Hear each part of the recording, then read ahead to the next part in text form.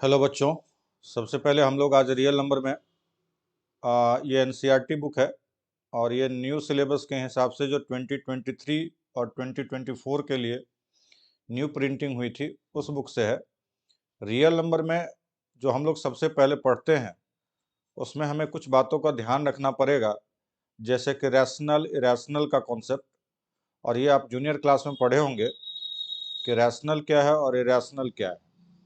सबसे पहले ये जो अभी क्लास दी जो रिकॉर्ड होकर आप लोगों के पास मिलेगी, इसमें सबसे पहले हमें ये पढ़ना है कि फंडामेंटल थ्योरम ऑफ अर्थमेटिक क्या है। और पेपर में जो क्वेश्चंस आते हैं यहाँ से, उसमें ऐसा आता है state fundamental theorem of arithmetic. तो इसको समझने के लिए सबसे पहले हम एक छोटा सा एग्जाम्पल लेते हैं। जैसे अगर मान लीजिए 16 है, तो 16 को अगर हम प्राइम फैक्टर के फॉर्म में रिप्रेजेंट करना चाहें तो 2 से 8 होगा, 2 4 होंगे, 2 फिर 4, 2 2 जा और 2 1 जा, मतलब 16 को मैं 2 1 2 3 4 2 का पावर 4 लिख सकता हूँ। ऐसे ही अगर दूसरा एग्जांपल जैसे कि 5 3 1 3 का अगर हम फैक्टर निकाले तो 3 7 11 और 13 आता है। तो इस फॉर्म में हमने ब्रेक किया। अब इसी को स्टेटमेंट के फॉर्म में हमें क्या देना है आंसर, उस पर चलते हैं। लेकिन कुछ बच्चों के लिए एक बात और बता दी जाए कि सबसे पहले कुछ बच्चे क्या करते हैं, 7 से डिवाइड कर देते हैं, फिर बीच में 3 से डिवाइड कर देते हैं। तो हमें असेंडिंग ऑर्डर में उसके फैक्टर निकालने चाहिए और हमें जो फैक्टर लेना होगा वो 2 से शुरुआत करेंगे और जो भी हम फैक्टर लेंगे वो प्राइम नंबर होने चाहिए। और प्राइम नंबर होंगे 2 3, इसके बाद आप 5 से 7 से 11 से 13 से कुछ इस प्रकार से आगे आप डिवाइड करेंगे। इसी पे फैक्टर ट्री से भी क्वेश्चंस पेपर में आते हैं। जैसे कि अगर 32760 का अगर आप फैक्टर निकालेंगे, 32764 का अगर फैक्टर निकालेंगे तो 2 से ये 16380 होगा, फिर 2 से 8190 होगा, फिर 2 से आप करेंगे 4095 होगा, फिर 2 से 1365 होगा। ऐसे सिमिलरली जब ये 2 से तो नहीं जाएंगे तो 3 से चेक करेंगे और 3 का डिवीजन रूल आपको मालूम होना चाहिए, ये 455 होगा। फिर 3 से करेंगे तो ये आपका 3 से नहीं जा रहा, 455, 5 प्लस 5 10, 10 प्लस 4, तो ये 5 से जाएंगे। तो 5 से अगर इसको डिवाइड करते हैं तो ये 5 से ये आपका हो जाएगा 91। फिर आप 5 से तो ये जाएगा नहीं, फिर ये 7 से जाएगा और 7 ये 13 हो जाएगा और 13 से 1 हो जाएगा। तो पेपर में इस पे क्वेश्चन दिया क्या, देगा क्या, किस प्रकार से देंगे, वो जानना ज्यादा जरूरी है। जैसे कि यहाँ पे आपके पेपर में ये चीज नहीं रहेगा और यहाँ पे x लिखा रहे, तो आपको बताना है कि ये वैल्यू जो है वो है कितना। ये अगर नहीं दिया हुआ है तो दिया क्या होगा, तो इस दोनों का मल्टीप्लिकेशन का वैल्यू ये होगा, इस दोनों के मल्टीप्लिकेशन का वैल्यू ये होगा, इस दोनों के मल्टीप्लिकेशन का वैल्यू ये होगा, इस दोनों के मल्टीप्लिकेशन का वैल्यू ये होगा। सिमिलरली ऐसे ही फाइंड कर सकते हैं। अब हम लोग आते हैं कि फंडामेंटल थ्योरम ऑफ अर्थमेटिक है क्या। तो fundamental of theorem of arithmetic को आपको स्टेटमेंट के फॉर्म में याद करना होगा और ये स्टेटमेंट है कि every composite number can be expressed as a product of prime and this factorization is unique apart from the order in which the prime factor occurs। आप जितने भी कंपोजिट नंबर होते हैं जिसके फैक्टर वन एंड इटसेल्फ को छोड़ करके और भी जितने होंगे उसको हम लोग बोलते हैं कंपोजिट नंबर। जैसे 4 है, 1 के टेबल में आता है, 2 के टेबल में आता है और इटसेल्फ 4 के टेबल में आता है, तो वो हमारा कंपोजिट नंबर होगा। तो आप फंडामेंटल थ्योरम ऑफ अर्थमेटिक को स्टेटमेंट के फॉर्म में याद कर लें कि every composite number can be expressed means factorize करना है as a product of prime and this factorization is unique apart from the order in which prime factor occurs. तो आपको ये ध्यान रखना होगा। इसके बाद हम लोगों को इरेशनल प्रूव करने पे भी क्वेश्चंस आते हैं, तो ये एग्जाम्पल भी आपको कर लेना चाहिए। ये जितने एग्जाम्पल दिए हुए हैं ये सब ज़रूरी है, और हम लोग अभी इसके एक्सरसाइज पे भी जाएंगे और एक्सरसाइज के क्वेश्चन सॉल्व करेंगे। जैसे पहला क्वेश्चन है फैक्टराइजेशन का, और बोल रहा है कि प्राइम फैक्टर निकालिए। तो ये एक्सरसाइज 1.1 का पहला क्वेश्चन जो फैक्टराइज का दिया हुआ है, फर्स्ट पार्ट 140 को फैक्टराइज करने हैं। तो सबसे पहले 140 का एलसीएम तो 2 से डिवाइड करेंगे 70, 2 से 35, 5 से 7 एंड 7 से 1। इसका मतलब 140 जो होगा उसमें हमारे पास 2 इंटू 2 इंटू 5 इंटू 7, 1 इसलिए नहीं लिखा जाता क्योंकि वो प्राइम नंबर नहीं होते, तो ये 2 का पावर 2 5 इंटू 7 होगा। और फैक्टर ट्री अगर बोलेगा दिखाने के लिए तो दिखाएंगे, अदरवाइज जरूरत नहीं है। जैसे 156 है तो 156 का एलसीएम, तो 156 को सबसे पहले 2 7 जा, 2 8 जा, फिर 2 से डिवाइड करेंगे और ये हमारा 39 होगा। फिर 3 से डिवाइड करेंगे 13 एंड 13 to 1 होगा। कहने का मतलब 156 equal to sir 2 into 2 into 3 into 13, तो 2 टू पावर 2 3 इंटू 13 होगा। सिमिलरली ऐसे ही हम लोग थर्ड पार्ट पे चलेंगे। ये आपका सेकंड पार्ट था, थर्ड पार्ट पे चलते हैं। थर्ड पार्ट में 3825 का है। 3825 का पहले एलसीएम लिखेंगे, फैक्टर निकालेंगे। तो 3825 में हम लोग जो फैक्टर निकाल रहे हैं, और ये आपको बता दिया जाए कि ये इम्पॉर्टेंट क्वेश्चन है 3825, ठीक है, क्योंकि बच्चे इसमें थोड़ी सी गलती करते हैं।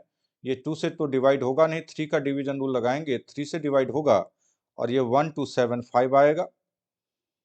फिर आप 3 से करें, ये डिवीजन रूल आना चाहिए इसके लिए, 425, 425 5 से जाएगा, ये आपका 85 होगा। फिर 5 से डिवाइड किया 17 होगा, 17 से फिर डिवाइड करेंगे 1 होगा। तो 3825 में 3 इंटू 3 इंटू 5 इंटू 5 इंटू 17 हुआ, मतलब 3 to the power 2 5 to the power 2 17। तो ऐसे ही प्राइम फैक्टर निकालने हैं। फोर्थ पार्ट का 5005, तो 5005 का फैक्टर निकालते हैं। तो सबसे पहले ये 5 से जाएगा, फिर ये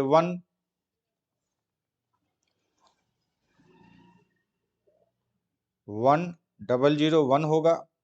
फिर 5 के बाद 7 से जाएगा ये, और 7 से 143, 7 से दोबारा नहीं जाएगा, तो हम लोग 9 से कर नहीं सकते हैं, 10 से कर नहीं सकते हैं, 11 से चेक करेंगे, 11 से 13 होगा और 13 से 1 होगा। 5005 का फैक्टर जो निकाला हमने, उसमें 5 इंटू 7 इंटू 11 इंटू 13 हुआ। नेक्स्ट पार्ट पे चलते हैं। नेक्स्ट पार्ट जो फिफ्थ वाला पार्ट है, उस वाले पार्ट पे चलते हैं। और फिफ्थ वाले पार्ट में आपका है 7429। 7429 थोड़ा सा इंपॉर्टेंट पार्ट्स में आप ध्यान रखिएगा। रीजन ये है कि सबसे पहले आप 2 से तो इसमें डिवाइड जाएगा नहीं, 3 से करेंगे नहीं जाएगा, 5 से नहीं जाएगा, 7 से नहीं जाएगा, 11 से नहीं जाएगा, 13 से भी नहीं जाता है। तो इस दौरान में बच्चे क्या करते हैं कि सोचते हैं कि अब ये आगे होगा नहीं, लेकिन सबसे पहले आप 17 से डिवाइड करेंगे तो ये 437 होगा, और 17 के बाद 19 से तो ये 23 होगा, और फिर 23 से डिवाइड करेंगे तो ये 1 होगा। 7429 का फैक्टर निकला 7 इंटू 19 इंटू 23। नेक्स्ट जो क्वेश्चन है क्वेश्चन नंबर 2। क्वेश्चन नंबर 2 में बोला find the LCM and HCF, formula भी दिया हुआ है, और फार्मूला बोला है कि आप यूज करेंगे इस फार्मूले का LCM into HCF equal to product of two number का। तो हम लोग फार्मूला यूज पहले समझ लेते हैं कि फार्मूला है क्या। तो फार्मूला है HCF into LCM equal to product of two number.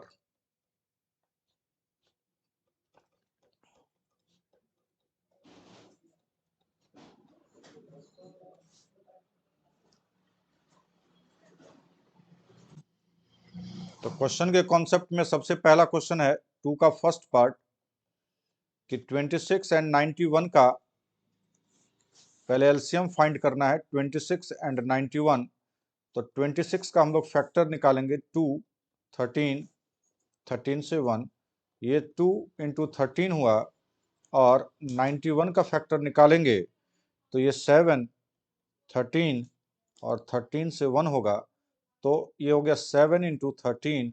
अगर दोनों में फैक्टर निकाले जाए तो 13 और 13 हमारा कॉमन आया, तो एचसीएफ अपना 13 हुआ।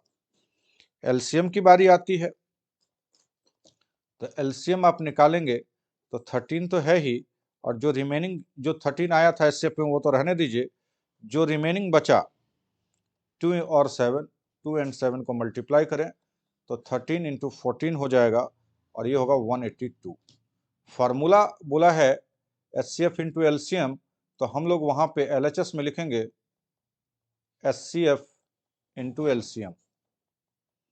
एचसीएफ का वैल्यू है 13 और एलसीएम का वैल्यू है 182।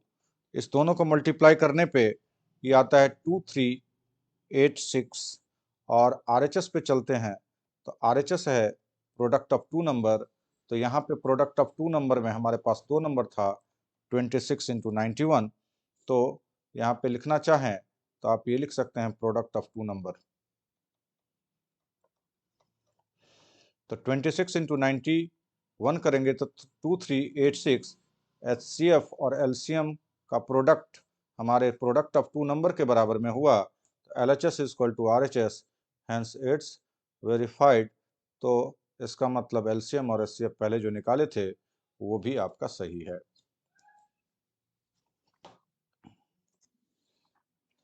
अगले क्वेश्चन में 510 एंड 92 का बोला गया है। तो 510 का पहले फैक्टर निकालेंगे, तो फैक्टर पे ये आ रहा है 255, फिर 3 से 85, फिर 5 से 17, और फिर 17 से 1। ऐसे 92 का फैक्टर निकालेंगे तो 92 में पहला 2, तो ये 46 होगा, फिर 2 23 होगा, फिर 23 1 होगा। तो पहले तो एलसीएम और एचसीएफ निकाला जाए तो 92, तो 510 के फैक्टर हुए 2 इंटू 3 इंटू 5 इंटू 17, और 92 का 2 23। तो एचसीएफ दोनों में जो कॉमन आ रहा है वो तो हमारा 2 हो गया। एलसीएम में पहले जितने भी रिमेनिंग आपके पार्ट बच गए, जैसे 2 तो आप लिखेंगे, रिमेनिंग 3, 5, 17, 2 और 23, इसको मल्टीप्लाई करने पे 23460 आता है। तो आपका एचसीएफ मिल गया, एलसीएम मिल गया। एलएचएस पे चलेंगे तो एलएचएस में था एचसीएफ इंटू एलसीएम। आपके पास 2 है और ये 23460 है, ये दोनों को मल्टीप्लाई करने पे 46920, और आरएचएस में है product of two number, products of two number, और वो नंबर है आपके पास 510 इंटू 92। इसे मल्टीप्लाई करने पे 46920 हुआ। LHS is equal to RHS,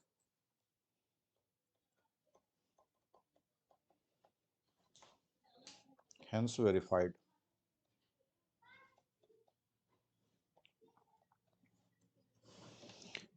इस वाले में हम लोग पहले एक थर्ड पार्ट करेंगे, और थर्ड पार्ट करने के बाद क्वेश्चन नंबर 3 अगले वीडियो में मिलेगा। थर्ड पार्ट में है 336 एंड 54।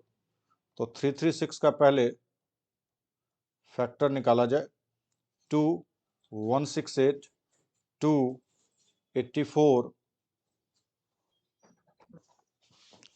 2 से फिर देंगे तो 42, 2 से 21, 3 से 7 और 7 to 1। ऐसे सिमिलरली 54 का निकालेंगे तो 54 का 2, 27, 3, 9, 3, 3 और 3 से 1 होगा। यहाँ वाले पार्ट में हमें थोड़ा सा ध्यान रखना पड़ेगा। तो 336 का फैक्टर आया 2 इंटू 2, 2 इंटू 2 इंटू 3 इंटू 7, और 54 का फैक्टर आया था 2 इंटू 3 इंटू 3 इंटू 3। यहाँ पे 2 और 2 कॉमन है, 3 एंड 3 कॉमन है, तो एचसीएफ हमारा 6 हुआ। और एलसीएम 6 इंटू रिमेनिंग जो आपके पार्ट बचे हुए हैं, जैसे कि 2 3 बारी, 7 एंड 3 2 बारी। इससे आएगा आपका मल्टीप्लाई पे 3204। फिर से एलएचएस पे चलेंगे, एचसीएफ